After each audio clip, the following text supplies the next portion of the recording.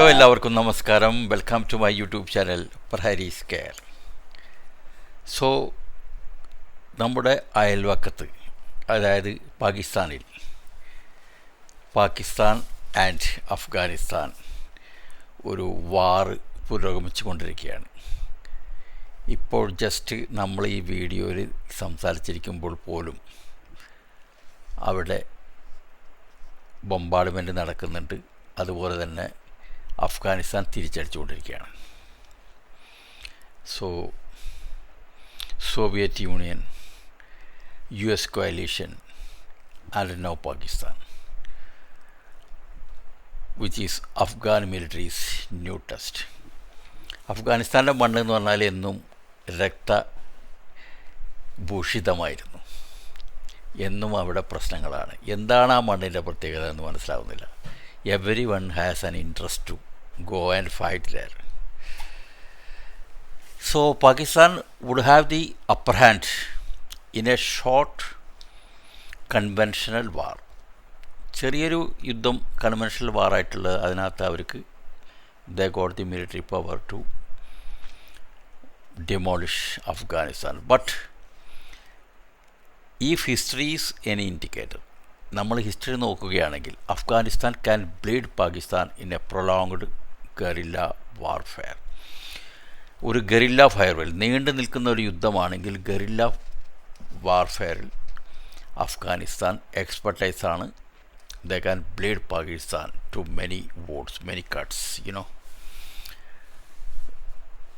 They may not win the game, but they can bleed Pakistan terribly. The Pakistan Air Force just bombed several cities in a neighboring country, which was once described by much stronger forces as a place where there were only rocks and mountains. നേരത്തെയൊക്കെ പറഞ്ഞിരുന്ന അവിടെ ഈ മലകളും പാറകളും മാത്രമാണ് ഉണ്ടായിരുന്നത്. അങ്ങനെ ഒരു കൺട്രിയാണ്. ഒരു വാല്യൂ കൊടുത്തില്ലായിരുന്നു അഫ്ഗാനിസ്ഥാൻ ആരും. ബട്ട് എവരി വൺ നോസ്,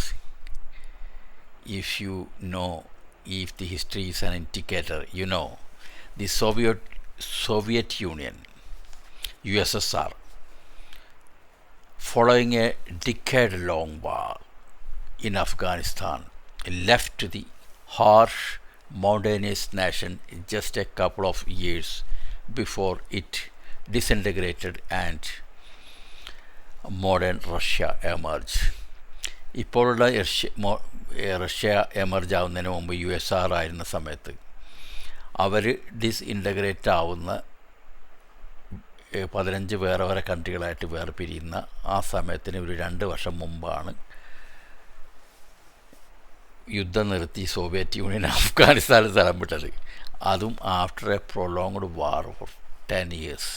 1979 മുതൽ 1989 വരെ കുറേ പൊരുതി നോക്കി. പക്ഷേ അഫ്ഗാനിസ്ഥാൻ്റെ ഗറില്ല വാർഫെയറിനോട് മാച്ച് ചെയ്യാൻ അവർക്ക് പറ്റുന്നില്ല.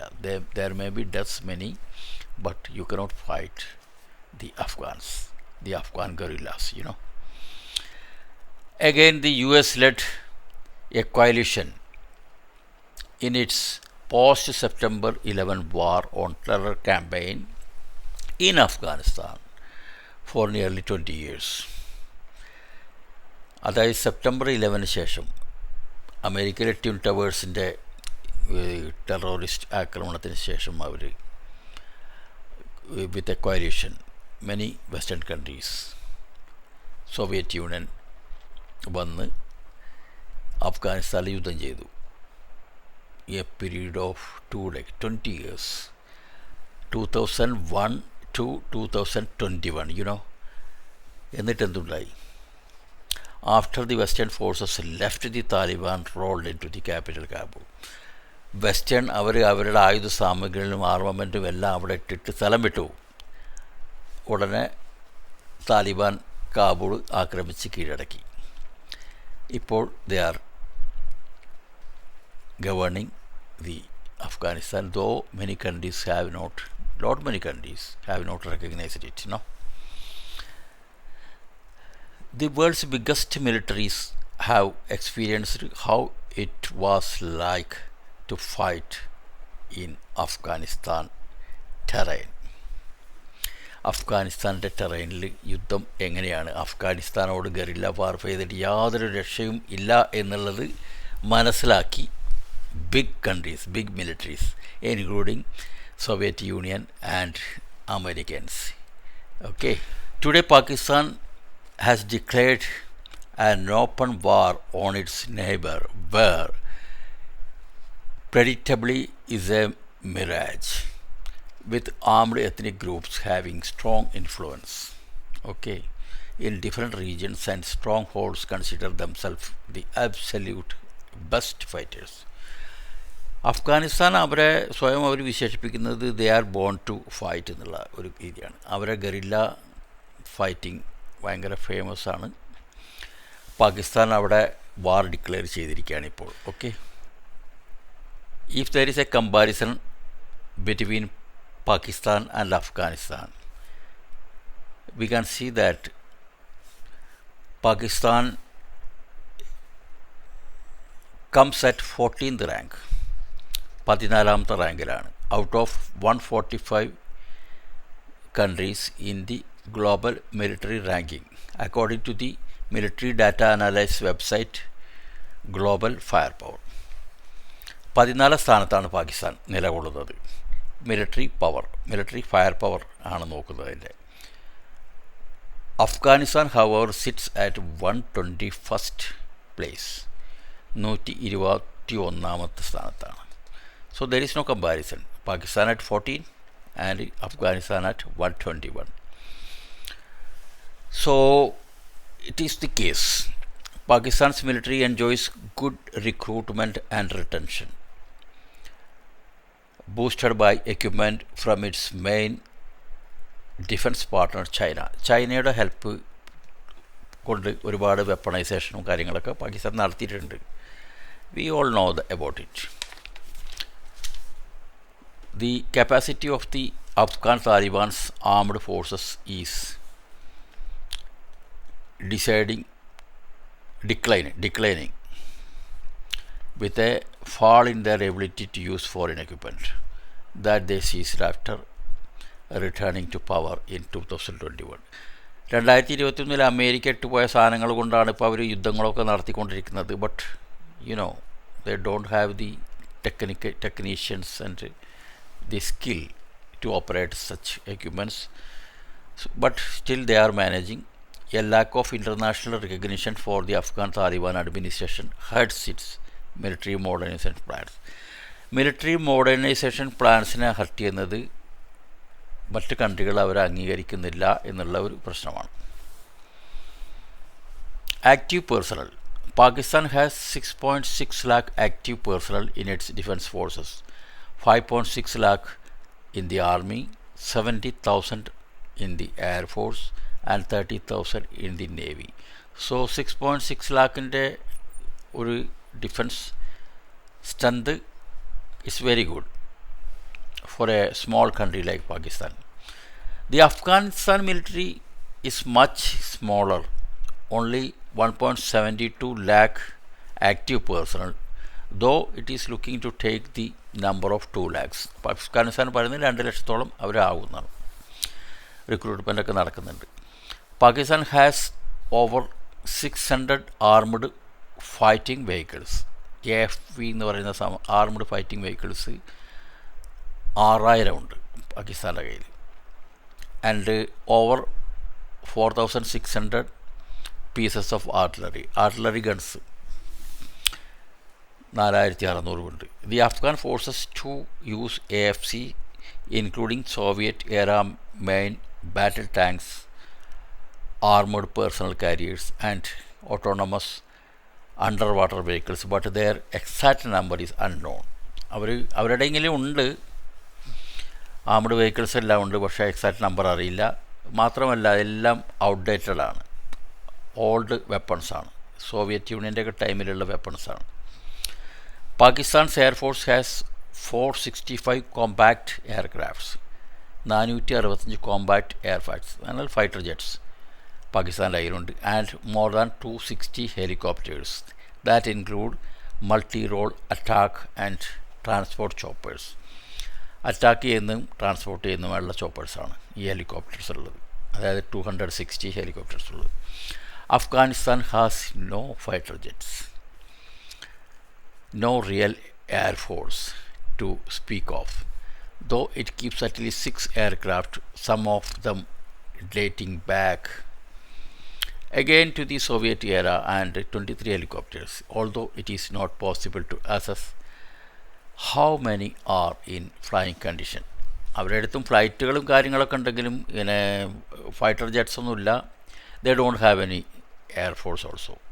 അവരുടെ എക്സ്പെർട്ടൈസ് ഫുൾ ഗറില്ല വാർഫെയറിലാണ്. അതിൽ അവരൊരു ഒന്നൊന്നര ഐറ്റമാണ്.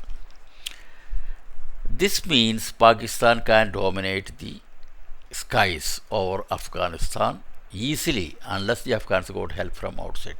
അഫ്ഗാനിസ്ഥാന് പുറമെന്ന് ഹെൽപ്പ് കിട്ടിയില്ല എന്നുണ്ടെങ്കിൽ ഇത് ആകാശമാർഗെ പാകിസ്ഥാൻ ഡോമിനേറ്റ് ചെയ്യും. അതാണ് പറയുന്നത്.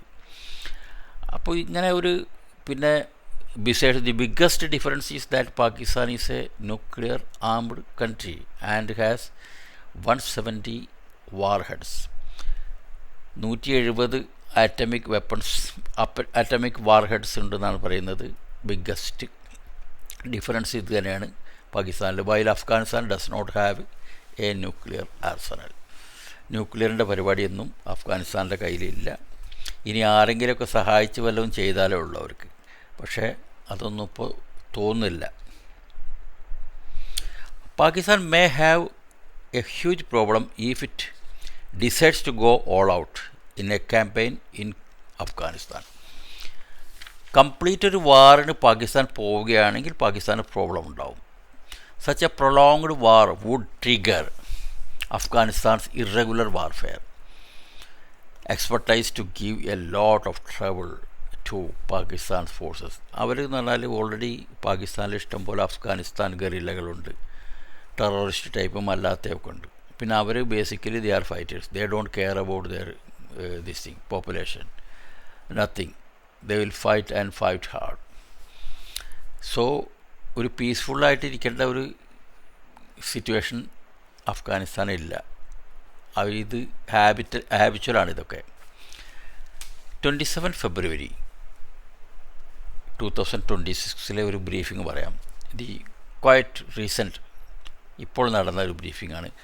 Pakistan's DGISPR Ahmed Sharif Chaudhary said that the Afghanistan Taliban tried to use some rudimentary basic drones to carry out attacks in Sibi, Abbottabad and Nowshera.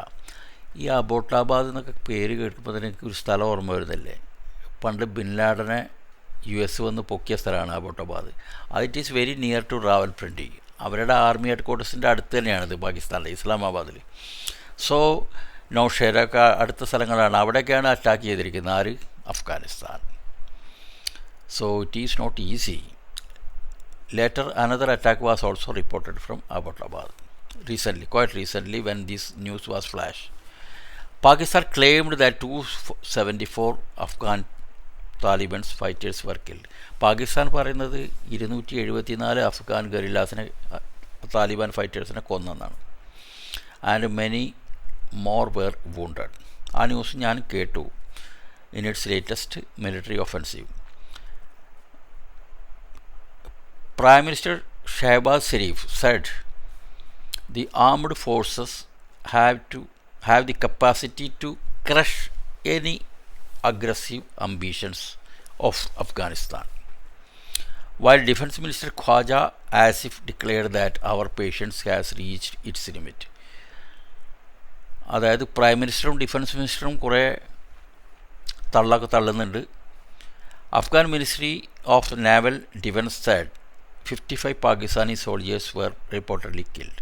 Afghanistan ministry of defence പറയുന്നത്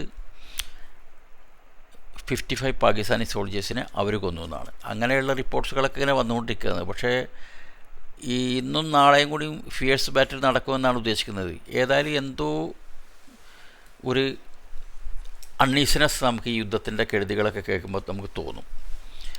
ബിക്കോസ് അഫ്ഗാനിസ്ഥാൻ എന്തൊരു കൺട്രിയാണിത്. എത്ര കാലമായി ഈ യുദ്ധങ്ങൾ നടക്കുന്നത്.